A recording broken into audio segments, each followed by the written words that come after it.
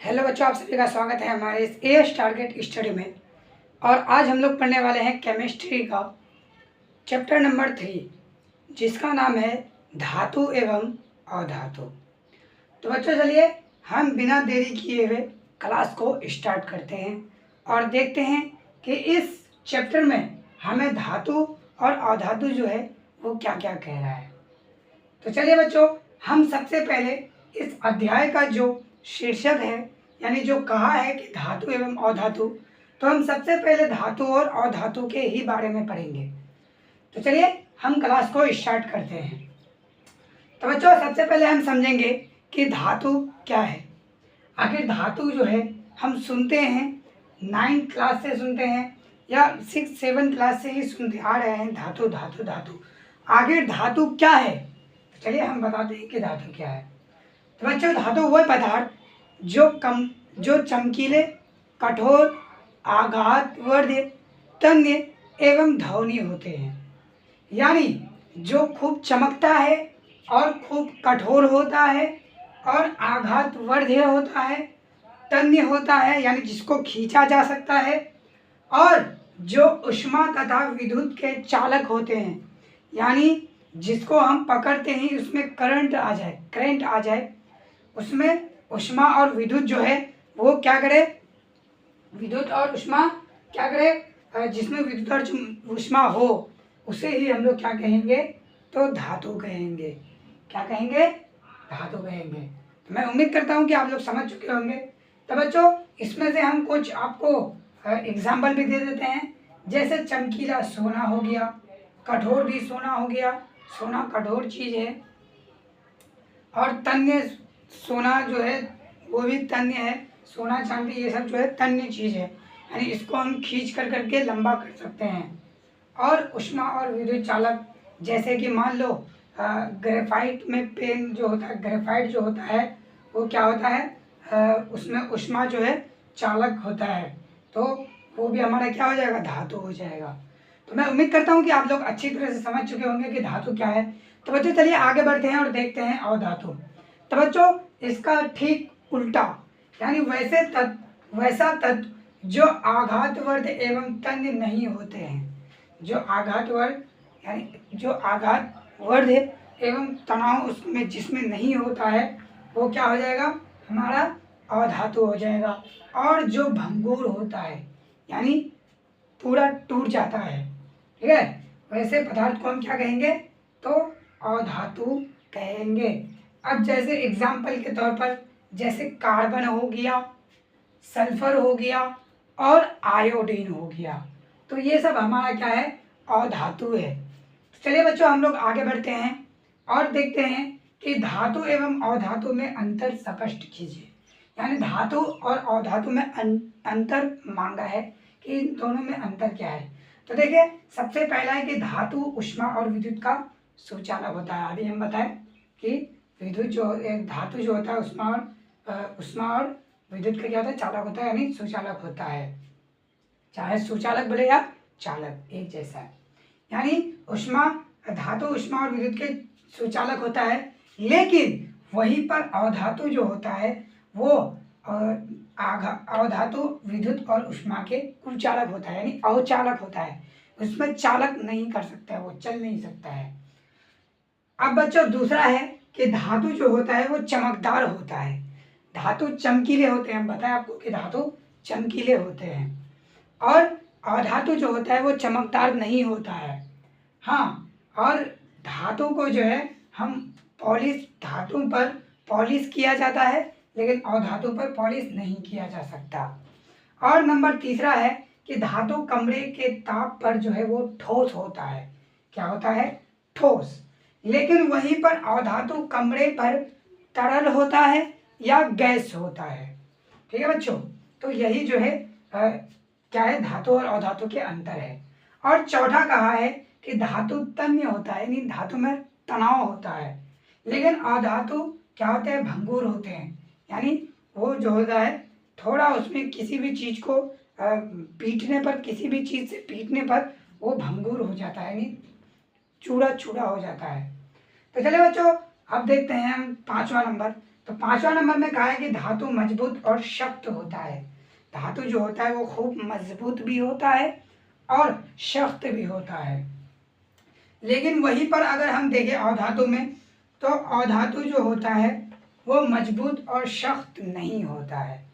तो मैं उम्मीद करता हूँ कि आप लोग बहुत आसानी से समझ चुके होंगे कि धातु क्या है, अधातु क्या है और धातु और अधातु में अंतर क्या है। तो चलिए इसी के साथ हम आगे बढ़ते हैं और देखते हैं अगले क्वेश्चन को।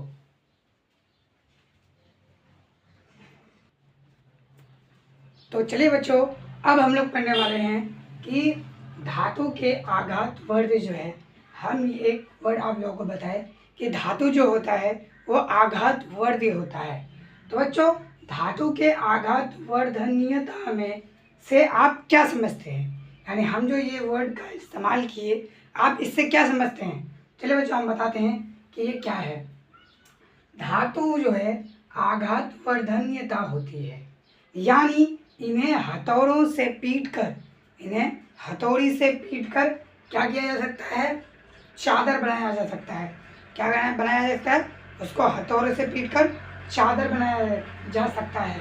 चादर बनाया जा सकता है मतलब वो चादर नहीं जिससे हम पहनते हैं, वो वाला चादर नहीं, मतलब उसको चपटा बनाया जा सकता है हथौड़े से पीटकर। किसको, आघात वर्ध को पीटकर, हथौड़े से पीटकर चादर बनाया जा सकता है। और सोना एवं चांदी का सबसे ज़्यादा आघात वर्धनीयता होती है, यानी सबसे ज़्यादा जो आघात वर्धनीयता होती है वो सोना और चांदी में होती है। तो चलिए, मैं उम्मीद करता हूँ कि आप लोग समझ चुके होंगे कि आघात वर्धनीयता क्या है। चलिए अब आगे बढ़ते हैं और देखते हैं कि धातु की तन्यता से आप क्या समझते हैं, यानी धातु की तन्यता क्या है। हम आपको पहले भी बताए कि धातु की तन्यता यानी तन्यता मतलब उसको खींच कर बड़ा करना, यानी उसको बड़ा करना। तो बच्चों, क्वेश्चन के हिसाब से देखते हैं कि क्या कहता है। तो धातु तन्यता होती है, यानी इन्हें खींचकर तार बनाई जा सकती है। इन्हें खींचकर क्या किया जा सकता है, तो तार बनाई जा सकती है।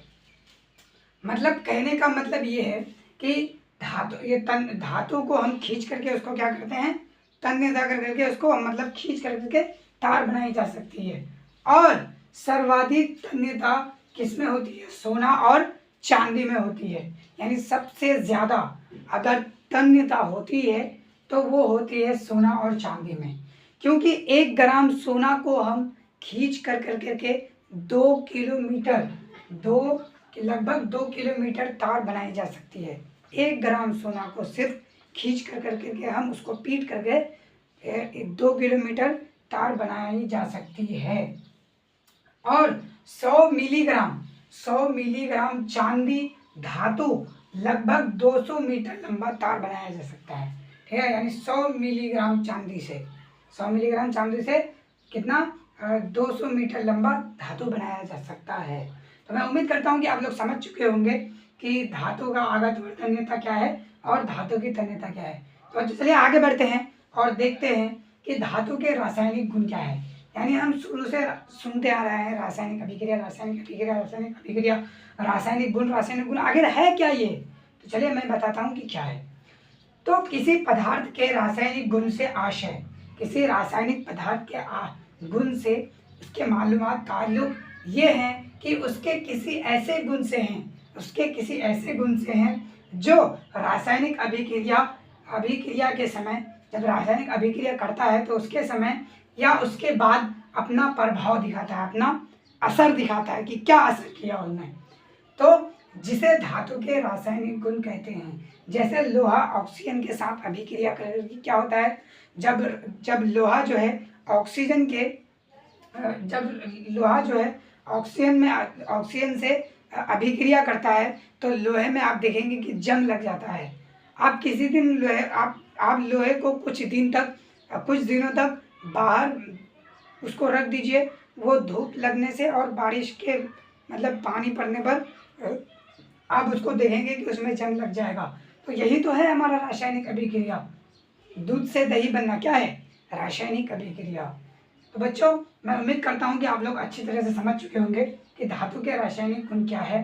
धातु के रासायनिक गुण यही है कि जैसे वही लोहे से मतलब जो है लोहे का ऑक्सीजन के साथ अभिक्रिया करके लोहे में जंग लग जाता है।